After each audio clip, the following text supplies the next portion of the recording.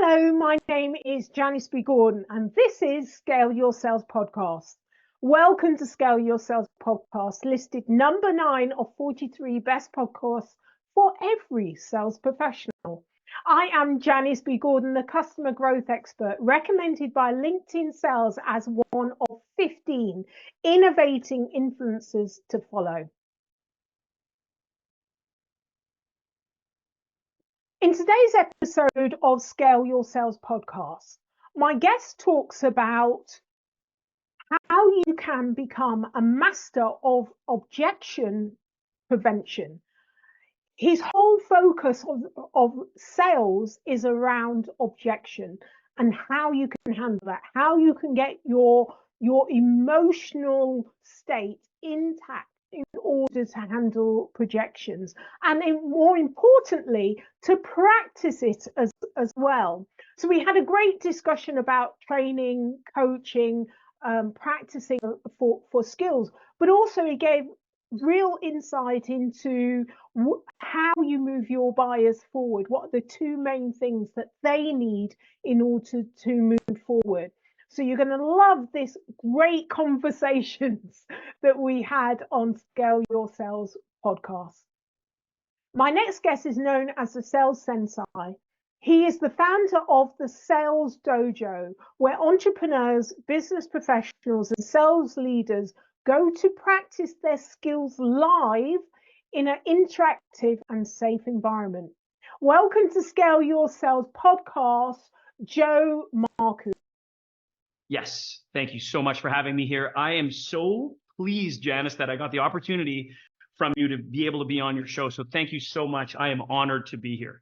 Well, it's absolutely my pleasure. And I know that you're in Mexico, and like you just as long as you have the facilities, the internet, then you can go anywhere. And I was in America and I was in Antigua. I've had a fabulous year traveling this year. So I absolutely get, you spending the amount of time in gorgeous Mexico with great weather. Lucky you. It is. It is. I could be in Winnipeg right now, which is home. However, for the next 4 months is going to be home. I could be in Winterpeg or minus 40 Celsius, or I could be at 25 degrees. I made the choice. Wonderful thing about the way that we can live today. We're very blessed. Yeah, it is. We are. So let's talk about, one of your main areas. It's about objection prevention. I've got, I'll start this again. But I've got a whole, like when you have those sticky things on the walls and you're doing, yes, this is all my goals and business plans. And I keep hearing this noise in the sound. And I don't know if this is telling me something. It's all falling off my wall as we speak. So let me just. No problem. Right. Okay. Because I'll keep hearing it in the side. Okay. No sweat. We'll cut this bit out. Okay. No problem. So I really want to start off by asking you about one of the main areas you talk about, which is objection prevention. So Correct. Tell me more about that. So objection prevention is the skill of what I like to call aim. We need to aim with our guests. Many salespeople will call a guest or a prospect. And so the way that we think about who we deal with people, and I love the introduction on Apple Podcasts in terms of how you explain, if you're looking for someone who's going to help you crush your numbers, this thing, and I'll tell you what, when you go in with that mindset that I'm going to sell at all costs, people get turned off by that. And I took notes, you're an author of Business Evolution. That's exactly it. People are evolving and the information is coming at them. There's so much of it and it gets confusing. So to be a good trusted advisor is to be someone who can curate information, because all of it is out there for free. The problem is there's so much of it that there's a lot of misinformation. So to be a trusted advisor, an expert, it's curating the information in such a way where we can help people. And then by asking what questions do I need to ask to be able to insight two things to be able to prevent objections. And there's two things that we need to be able to have someone feel compelled to buy. So it's not a sales conversation, it's a buying conversation. And those two things, desire and urgency. Without them, nobody's interested in making a decision, which is what our goal is, isn't it? Absolutely. And they want your help to make the decision. That's right. You need to make it easy for them to make the decision. And that's Yes. why, going out and doing the right kind of research and making sure that you're offering them the value and the outcomes that they really want. So it makes it easy for them to make the decision. I do love that. And I often talk about, I think the sales process is kind of redundant now. We've had to put in so much technology and sales stack in order to make this thing work, which should tell you it's not working. Right. Buyers have moved on and changed, and it's really, we should, as sellers, we should be focusing on the buyer's journey and focusing on the buying process, not yours, but their buying process, and you need to fit into that. And much of the questions, the discovery that you often talk about is sure that you are leading with their buying process and understanding that. So I love what you have to say about this. You also touched upon something as well. We use and you use the word alignment. Mm-hmm. And alignment isn't just a word that we throw out there. It's a question of how do I feel? How I feel and how my guest feels, so that we can create know, like, and trust, so that we can be inclusive. So what questions can I ask? And then what questions can I eliminate? And I'll give you a hint at something. Oftentimes people who unfortunately are misinformed, the right training, they'll use why-based questions. And so why do you feel this way? Why are you on this call? Why do you need this? Well, why is excellent for when I'm self-reflecting. It's why-based questions that are very intrusive when I ask you why. So if I can reframe why to what, it takes down a barrier and it allows someone to answer with complete transparency, and it gives you alignment. And it makes the know, like, and trust process happen much faster. So for those of you that are watching or listening right now, change your why-based questions to what-based questions and watch what happens. Make a big difference. Immediately, as soon as you said why, got my back up. You've created that barrier. It's like an attack. You know, like, do I deserve to have this? The way I think, you're attacking me. So yeah, I get that. And there's something to be said about whether it's in the process of discovery. Again, what are we looking for? We're looking for desire and urgency. And then when we deliver our price, then typically what happens is people get amnesia because they forget how they felt, right? People will typically, even those that are analytical, they'll buy based on emotion and justify with logic. So even the analytical mind, when you get over the numbers, and then you can ask them, so what are your feelings on that? They'll tell you how they feel based on the analysis, and then bring it back to a logic-based question, such as a temperature check. So Janice, on a scale of 1 to 10, 10 being the highest, give me your impression in terms of how likely we are to be able to hit our goal if we work together. And it's just a number, yet the number is now logic-based. So if it makes sense logically, then we can then proceed. And what happens is when somebody provides a price, people get scared. And objections are normal. They're absolutely normal. So as you mentioned earlier, when you heard a why-based question, you felt icky. It's like, what's going on? And we end up mirroring back and forth. When you feel a certain way, it gets to me. And then what happens is when our emotions go up, intelligence goes down. And really, we want to be able to maintain our own emotional composure and still be able to have the strength to lean into challenging conversations. It's really interesting because we know that we all, including our buyers, make decisions on emotion, and then, but we have to have the logic there to actually feel comfortable to back it up. But actually, you say when the emotion up, our logic goes down. So it's kind of like, it's a bit counterintuitive, isn't it? So how does that work? So, and this is what's interesting in the world of overcoming objections.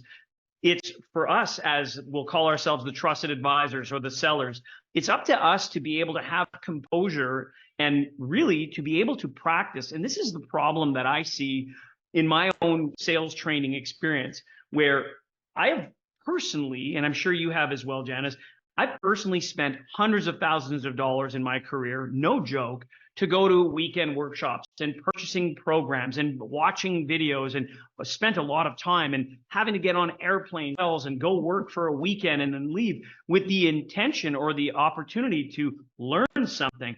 Just because I've heard something doesn't mean I actually have unconscious competence on the subject matter. So even as myself, as a sales coach, I've gone to go work with a company they've asked me, hey, come in for a weekend, come do a keynote. And people have said, wow, I learned something. And it's like, well, you just got told information. You don't know it yet.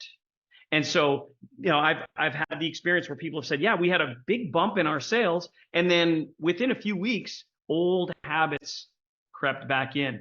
And this is the problem that I've always found with sales training, is that there is no one immersive event approach that's going to help people get what we call their black belt. You have to, just like a fitness program, it's crazy to think that if you want to gain strength, that you would actually go and exercise for 24 hours or for 12 hours and then, okay, that's it, I'm fit. We know that's not how this works. And training of the mind and of the emotional resilience is the same thing. It requires practice. So the suggestion is, and this is going to be contrarian, and I want to throw it on its head, I want people to consider the minimum effective dosage. In other words, instead of immersing and trying to cram, let's just understand that this is the long game, and this process is exactly that. It's not a trip, it's a journey. So do the minimum effective dose of 30, maybe 60 minutes a week, and practice, and then come back and keep sharpening the axe, because otherwise it doesn't work. Yeah, I love that you brought up this subject, because, and this is why coaching works really well rather than training. Yes. Training, as you say, you've just heard the information. They might get a spike if you're lucky, but Right. it's not going to last long term. So, the learning curve and all of that. And so this is why I kind of took a new approach to, I've never been classified myself as a sales trainer. My work is kind of working strategically, but still working with sales leaders and sales teams. But I really wanted, I knew that kind of like we needed more skills, more competence in the industry. Yes. As you've just said, there are ways to do it, and the industry themselves, we know that 50% of sales people do not hit target, and that's been the case for the last 30 years. Yes. So we know what we've done in the past isn't working going forward. Within the sales industry, they're not that great at coaching. We know that coaching or bite-size training works. Yes. So I really love that you've kind of adopted that as your ways to change the behaviors and to change the skills as well. But I kind of took a step further back to that and looked at, okay, we know that from the OMG research, 77% of salespeople shouldn't even be in sales. They have, assessed over the last 25 years, 2.4 million salespeople. Industry is 153, I think, countries. So it's a huge database. So for every role, they know what great looks like. Okay. So I thought, okay, if we know what great looks like, doesn't it help the individuals in sales to also learn that?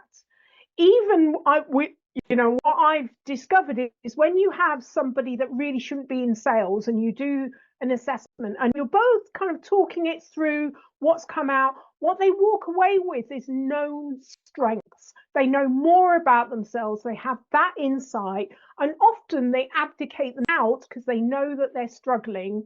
They know they don't love it, but they're not going to turn and say, look, I'm not going to do sales anymore because it's too lucrative. It's hard to do that. It is hard. But once you've got that information that it's like yourself looking in the mirror and finally you're seeing the truth. It's really easy to say, do you know what? I'm really feel I want to do something else with my life.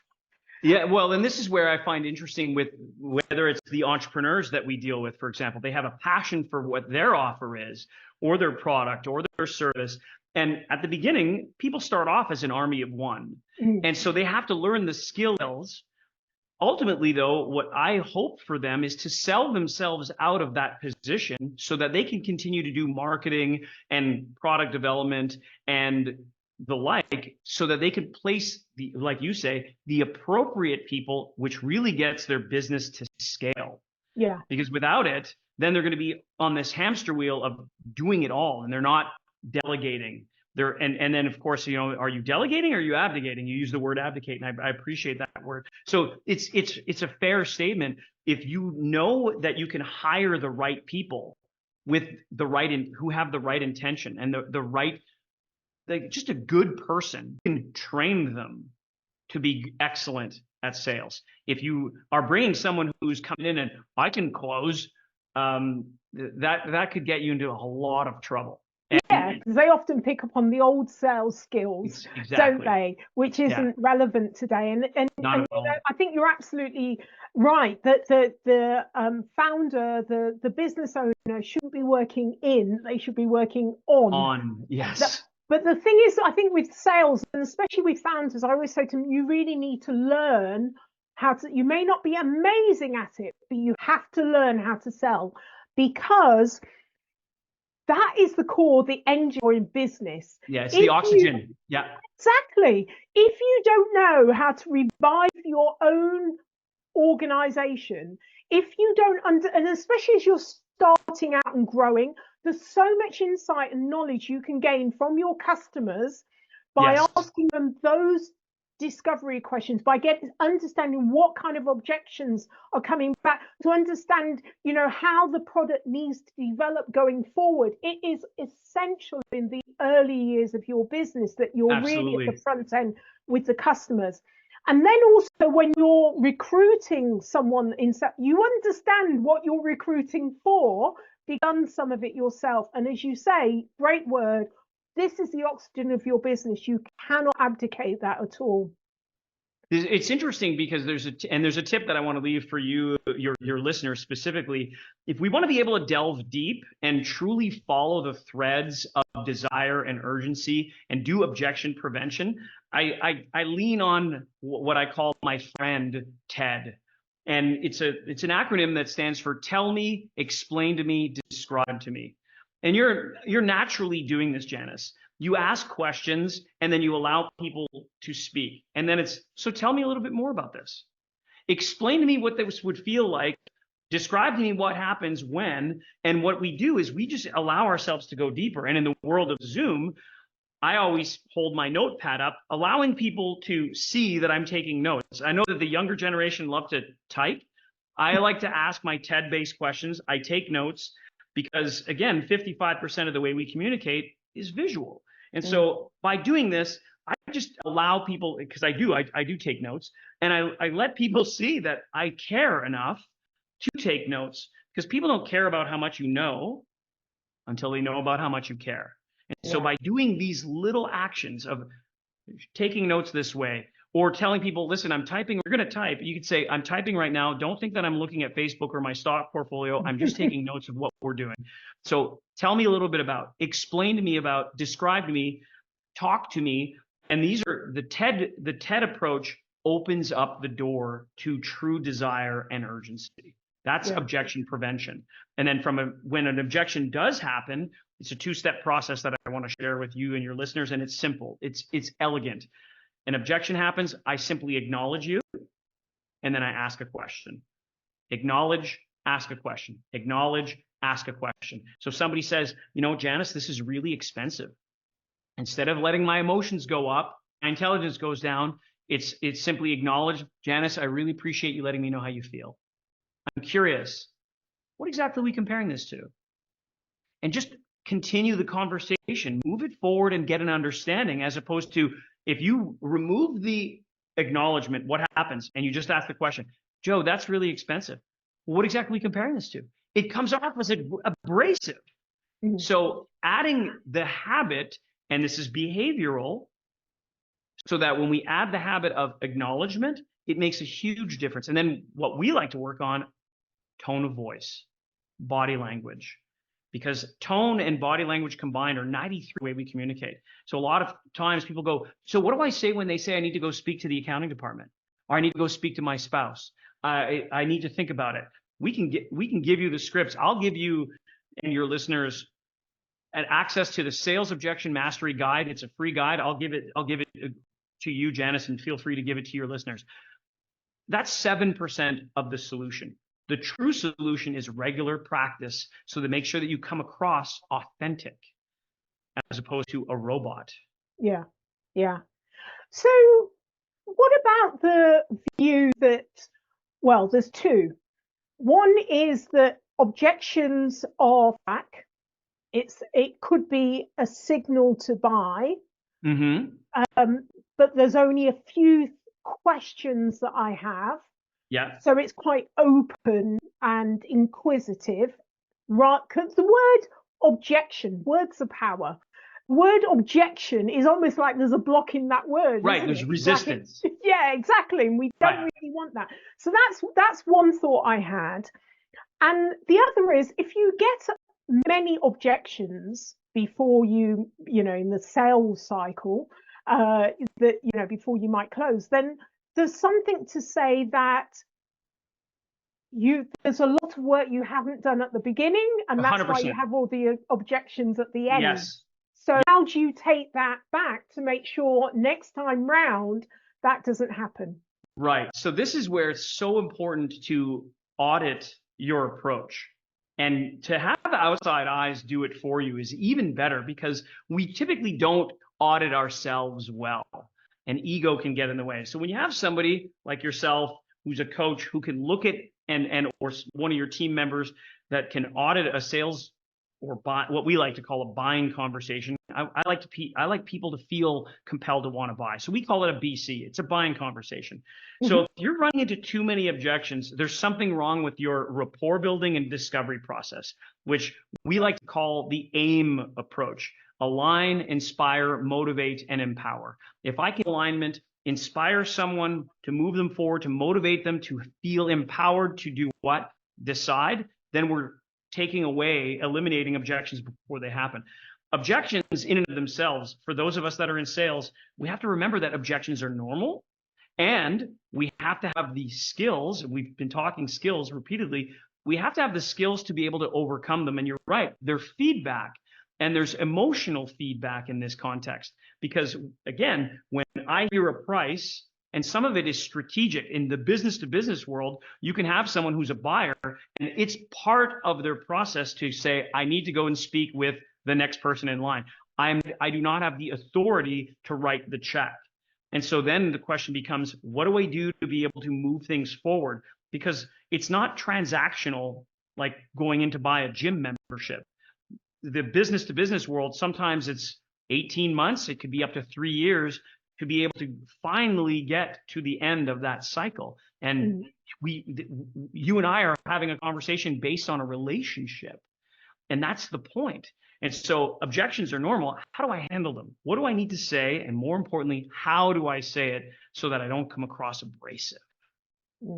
Yeah, love that. And you've got to practice it, haven't you? It's in the moment, it's different. Right. And so it's no different than a martial art where, and this is why it's part of the vernacular that we use, where you start off as a white belt in our program, and you can earn your black belt, and it takes time.